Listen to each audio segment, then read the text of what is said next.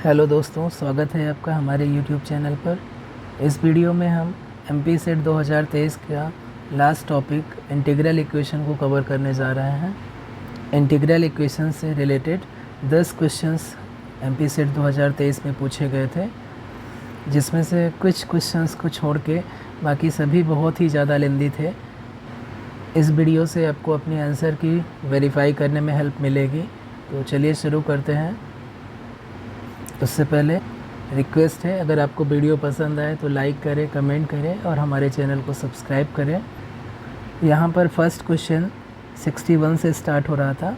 The solution of this integral equation is, यहाँ पर option number C correct है। चाहे तो हम यहाँ पर वेरीफाई कर सकते हैं। अगर हम लेफ़्ट हैंड साइड कंसीडर करें, अगर ये सॉल्यूशन है तो लेफ़्ट हैंड साइड में ut की वैल्यू सब्स्टिट्यूट करेंगे तो हमें राइट हैंड साइड मिलना चाहिए। तो लेफ़्ट हैंड साइड इक्वल हो जाएगा 0 to x 1/2 x minus t to the power half dt। इसे हम इंटीग्रेट कर सकते हैं, लिख सकते हैं 0 to x 1/2 बाहर हो जाएगा कॉमन, और x minus t to the power minus half dt। अब इसे इंटीग्रेट कर सकते हैं फार्मूले का यूज़ करके। तो ये हो जाएगा 1/2 0 to x, ये लिमिट है, और इंटीग्रेट करेंगे तो x minus t to the power 1/2 plus का हो जाएगा, डिवाइडेड बाई 1/2 हो जाएगा, और मल्टीप्लाइड बाई -1, और अपर लिमिट आपकी हो जाएगी x और लोअर लिमिट 0। जब वैल्यू सब्स्टिट्यूट करेंगे तो ये हो जाएगा 1/2 कैंसिल हो जाएगा, और हमें मिल जाएगा, जब अपर लिमिट x रखेंगे t की जगह पे तो 0 हो जाएगा, और जब लोअर लिमिट रखेंगे, सॉरी यहाँ माइनस कॉमन है, अपर लिमिट रखेंगे तो 0 हो जाएगा, और लोअर लिमिट रखेंगे t की जगह पे तो हमें मिल जाएगा x की पावर 1/2। तो ये माइनस माइनस प्लस, यानी कि x की पावर 1/2 हो जाएगा, और यही राइट हैंड साइड है। तो जो हमारा ऑप्शन नंबर सी है, ये इस इंटीग्रल इक्वेशन को सेटिस्फाई करता है। तो यही आपका करेक्ट आंसर हो जाएगा। नेक्स्ट क्वेश्चन, ये इंटीग्रल इक्वेशन दिया हुआ है तो इसका टाइप बताना है। Given integral equation is homogeneous integral equation of second kind. ये स्टेटमेंट यहाँ पर इस इंटीग्रल इक्वेशन के लिए करेक्ट है, और इस इंटीग्रल इक्वेशन का कोई भी नॉन ट्रिवियल सोल्यूशन नहीं है। इस वजह से इसके पास कोई भी करेक्टरिस्टिक वैल्यू नहीं होंगी। तो जो स्टेटमेंट क्यू है ये भी करेक्ट है। तो हमारा ऑप्शन नंबर ए करेक्ट हो जाएगा। Both statement A P and Q R true. Question number 63 को कंसीडर करें तो यहाँ पर दिया हुआ है ux equal to -half integral 0 to 1 x plus t ut dt। तो यहाँ पर जो दिया हुआ है इंटीग्रल इक्वेशन, ये फ्रीडहोम सेकेंड काइंड इंटीग्रल इक्वेशन है विद सेपरेबल कर्नल। तो हम इसे इजीली सॉल्व कर सकते हैं। इंटीग्रल इक्वेशन को हम लिख सकते हैं ux equal to -half plus x definite integral 0 to 1 ut dt, और plus integral 0 to 1 t ut dt। ये जो वैल्यू है ये कोई कांस्टेंट होगी, और ये भी सेकेंड इंटीग्रल है, ये भी कोई कांस्टेंट होगी।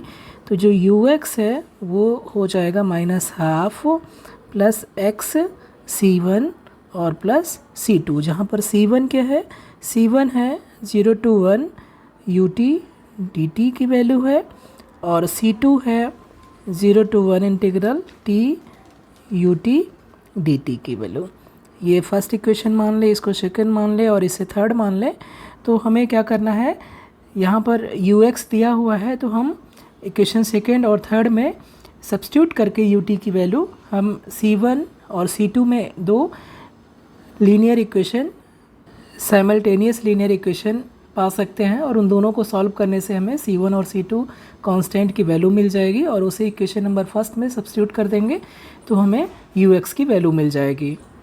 अगर हम ux की वैल्यू फर्स्ट से सेकेंड में सब्स्टिट्यूट करें तो हमें मिल जाएगा c1 equal to 0 to 1 integral -half plus t c1 plus c2 dt, इसे इंटीग्रेट करेंगे तो ये हो जाएगा minus half t plus c one t square by two और प्लस सी टू टी, और लोअर लिमिट अपर लिमिट लगाएंगे तो ये वैल्यू हो जाएगी c one equal to minus half और प्लस हाफ सी वन और प्लस सी टू। इससे हम लिख सकते हैं 2 से मल्टीप्लाई करके हम इसे कर सकते हैं C1 minus 2C2 equal to -1। एक इक्वेशन हमें ये मिल जाएगा 4, और थर्ड इक्वेशन में अगर हम सब्स्टिट्यूट करें तो C2 equal to 0 to 1 t और ut की वैल्यू हो जाएगी minus half plus T C1 और प्लस C2 dt। इसे हम इंटीग्रेट कर तो ये हो जाएगा 0 to 1 minus half t plus T square C1 और प्लस टी C2 dt, और इंटीग्रेट करेंगे तो ये हो जाएगा minus half T square by two plus T cube by 3C1 और plus T square C2 by 2, और इंटीग्रल की लिमिट रखेंगे तो हमें मिल जाएगा this implies C2 equal to -1/4 plus C1/3 plus C2/2। ये कितना हो जाएगा, ये हो जाएगा -C1/3 plus C2/2 equal to -1/4, और अगर 12 से मल्टीप्लाई कर दें तो ये हो जाएगा -4C1 प्लस 6C2 और प्लस इक्वल -3। इसे इक्वेशन 5 मान सकते हैं। तो हमें C1 और C2 में 2 इक्वेशन मिल गए हैं, इक्वेशन नंबर 4 और इक्वेशन नंबर 5, और इन दोनों को सॉल्व करेंगे फ्रॉम इक्वेशन 4 एंड 5। हमें क्या मिल जाएगा, जब सॉल्व करेंगे तो C1 की वैल्यू आ जाएगी 6 और C2 की वैल्यू आ जाएगी 7/2। इसलिए जो हमारा u है ux इक्वल टू हो जाएगा minus half C1x plus minus half plus C1x और प्लस C2 था, यहाँ पर वैल्यू रख देंगे तो माइनस हाफ प्लस C1 की वैल्यू है 6x और प्लस C2 की वैल्यू है 7/2, और ये हाफ से कैंसिल आउट हो जाएगा तो ये हो जाएगा आपका 6x प्लस 3। तो हमारा ऑप्शन नंबर सी यहाँ पर करेक्ट हो जाएगा। नेक्स्ट क्वेश्चन 64 को करने के लिए आपको लेबनीज़ रूल जो मैंने यहाँ पर लिखा है उसकी हेल्प पड़ेगी, और यहाँ पर लेबनीज़ रूल को 3 बार यूज़ करेंगे तो आपको सोल्यूशन मिल जाएगा, और सोल्यूशन मिलेगा u equal to e to the power x। इस इंटीग्रल इक्वेशन का जो सोल्यूशन है थोड़ा सा लेंदी क्वेश्चन है, और जब वैल्यू निकालेंगे u log 3 की तो ये हो जाएगा e to the power log 3 और हमें मिल जाएगा 3। तो करेक्ट ऑप्शन यहाँ पर डी हो जाएगा।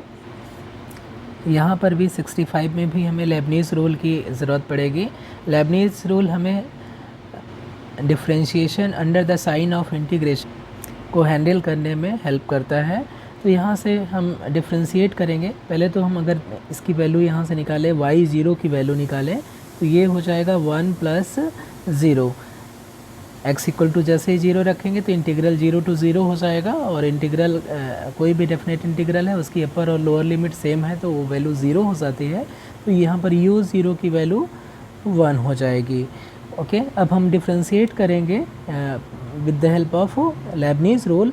तो लेफ्ट हैंड साइड में हो जाएगा u-x और राइट हैंड साइड में 1 को डिफ्रेंशिएट करेंगे तो 0 हो जाएगा, और फिर पार्शियली डिफ्रेंशिएट करना रहेगा तो पार्शियली डिफ्रेंशिएट करेंगे तो यहाँ पर x इन्वॉल्व नहीं है इसलिए वो टर्म 0 हो जाएगा। और फिर क्या करना है, t को रिप्लेस कर देना है x से और अपर लिमिट को डिफ्रेंशिएट करना है।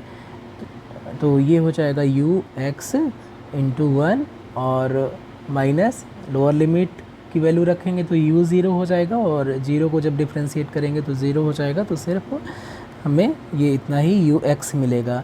और ऑब्वियसली इसे हम इंटीग्रेट करेंगे तो हमें मिल जाएगा यू एक्स इक्वल टू, ये डिफरेंशियल इक्वेशन है फर्स्ट ऑर्डर का, इसको हम सॉल्व कर सकते हैं। इंटीग्रेट करेंगे तो सी ई टू दी पावर एक्स मिलेगा। चूँकि हमें वैल्यू मालूम है u ज़ीरो इक्वल टू 1 है, तो इस वैल्यू को यहाँ पर सब्स्टिट्यूट करेंगे तो c इक्वल टू हमें 1 मिल जाएगा और इसका सोल्यूशन मिल जाएगा u x equal to e to the power x। इसलिए u log 2 की वैल्यू कितनी हो जाएगा, e to the power log 2, और e to the power log 2 की वैल्यू 2 हो जाएगी। और u ज़ीरो की वैल्यू ऑलरेडी हमें मालूम है 1 है, तो और u1 की वैल्यू क्या हो जाएगी, e टू दी पावर 1 हो जाएगी। तो u1 प्लस u log 2 की वैल्यू हो जाएगी e प्लस 2, तो हमारा ऑप्शन नंबर ए करेक्ट हो जाएगा। नेक्स्ट क्वेश्चन हम 67 को कंसीडर करें। यहाँ पर भी हमें लेबनीज़ रूल यूज़ करना पड़ेगा। यहाँ से अगर हम निकालें u ज़ीरो की वैल्यू तो u ज़ीरो की वैल्यू 1 हो जाएगी। तो अगर आप यहाँ पर देखें तो साइन ज़ीरो की वैल्यू 0 होती है, तो ये ऑप्शन करेक्ट नहीं हो सकता है। साइन हाइपरबोलिक 0 की वैल्यू भी 0 होती है, तो ये भी ऑप्शन करेक्ट नहीं हो सकता है। सिर्फ ए और डी में से ही कोई ऑप्शन करेक्ट होगा। तो हम इस इंटीग्रल इक्वेशन को डिफरेंशियल इक्वेशन में कन्वर्ट करते हैं पहले with the help of Leibniz rule. तो डिफरेंशिएट करेंगे लेफ्ट हैंड साइड में तो u डैश x हो जाएगा, और राइट साइड में डिफरेंशिएट करेंगे तो पार्शियली डिफरेंशिएट करेंगे x के रिस्पेक्ट में, तो ये हो जाएगा 0 टू x, और हमें मिलेगा सिर्फ ut dt, और फिर अपर लिमिट रखेंगे तो x माइनस t है, तो t की जगह अपर लिमिट x रखेंगे तो 0 हो जाएगा, तो ये 0 हो गया। और जब लोअर लिमिट को डिफरेंशिएट करेंगे तो वो भी 0 हो जाएगा, तो ये 0 माइनस 0 इतना ही हो जाएगा। और अगेन फिर से यहाँ पर हम निकाल सकते हैं u डैश ज़ीरो की वैल्यू। तो u डैश ज़ीरो की वैल्यू निकालेंगे तो ये x जैसे ही 0 रखेंगे तो अपर लिमिट और लोअर लिमिट ऑफ इंटीग्रल ये सेम हो जाएगा, तो ये वैल्यू 0 हो जाएगी, यानी कि u डैश ज़ीरो की वैल्यू हमारे पास 0 आ गई। अब इसको फिर से अगेन डिफरेंशिएट करेंगे with the help of Leibniz rule, तो ये हो जाएगा u double dash x equal to u x।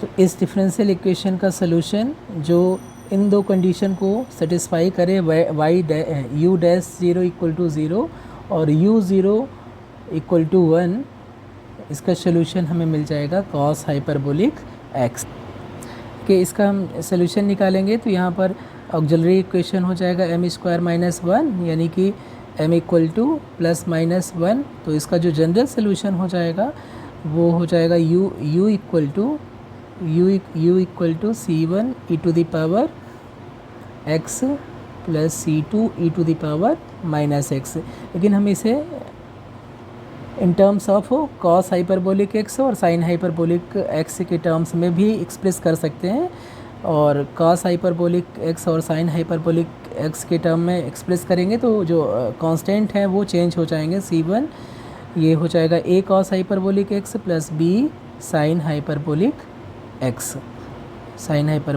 x। अब यहाँ पर जो ये इनिशियल वैल्यू दी है u ज़ीरो इक्वल टू 1 और u dash zero equal to 0, इसका अगर हम यूज़ करेंगे तो हमें अल्टीमेटली सोल्यूशन मिल जाएगा u x equal to cos hyperbolic x। Option number D यहाँ पर करेक्ट हो जाएगा। क्वेश्चन नंबर 68, इसका कोई भी नॉन ट्रिवियल सोल्यूशन एग्जिस्ट नहीं करता है। अगर नॉन ट्रिवियल सोल्यूशन एग्जिस्ट नहीं करता है तो उसका कोई भी आइगन वैल्यू एग्जिस्ट नहीं करेगा। आइगन वैल्यू एग्जिस्ट करने के लिए उस इंटीग्रल इक्वेशन का हमें नॉन ट्रिवियल सोल्यूशन मिलना चाहिए, और नॉन ट्रिवियल सोल्यूशन इस इंटीग्रल इक्वेशन का नहीं मिलता है। इसकी वजह से ऑप्शन नंबर ए करेक्ट हो जाएगा। इस इंटीग्रल इक्वेशन के पास कोई भी आइगन वैल्यू नहीं है। 69 क्वेश्चन, ये एक होमोजीनियस इंटीग्रल इक्वेशन दिया है, इसकी आइगन वैल्यू से रिलेटेड प्रॉब्लम है। तो इस इंटीग्रल इक्वेशन को सॉल्व करने पे जो आइगन वैल्यूज़ मिलती हैं वो प्योरली इमेजिनरी मिलती हैं। ऑप्शन नंबर बी यहाँ पर करेक्ट हो जाएगा। लास्ट क्वेश्चन इस पार्ट का थ्योरी बेस्ड था कि the number of linearly independent eigen functions of an integral equation of this type is called index of the eigen value lambda zero. Option number C यहाँ पर correct हो जाएगा। तो ये थ्योरी बेस्ड था, तो इसको आप कर सकते थे। बाकी न्यूमेरिकल जो अप्लाइड बेस्ड क्वेश्चन होते हैं वो थोड़ा सा लेंदी होते हैं, तो आप उनको स्किप कर सकते हैं अपना टाइम सेव करने के लिए, या तो सबसे लास्ट में जो आपके पास टाइम बचे उस टाइम पे आप कर सकते हैं। तो इन सारे वीडियो में मैंने पूरा एमपी सेट 2023 का पूरा सोल्यूशन आंसर की आपको बता दिया है। तो इसकी हेल्प से आप अपने मार्क्स चेक कर सकते हैं कि कितना आपने सब्जेक्टिव पेपर में कितना स्कोर किया है। हमने ये भी देखा है कि इसमें बहुत सारे क्वेश्चंस गलत थे, या उनके आंसर एक भी करेक्ट नहीं हो रहे थे, या एक से ज़्यादा आंसर करेक्ट हो रहे थे। तो इसमें भी एमपीपीएससी को डिसाइड करना होगा कि नंबर का डिस्ट्रीब्यूशन कैसे करना है, क्वेश्चंस डिलीट करना है, या सबको मार्क्स देना है, या किसी को भी मार्क्स नहीं देना है। तो इस पे भी थोड़ा सा मेरिट ऊपर नीचे जा सकती है। तो अभी इस वीडियो में बस इतना ही। Thank you for watching.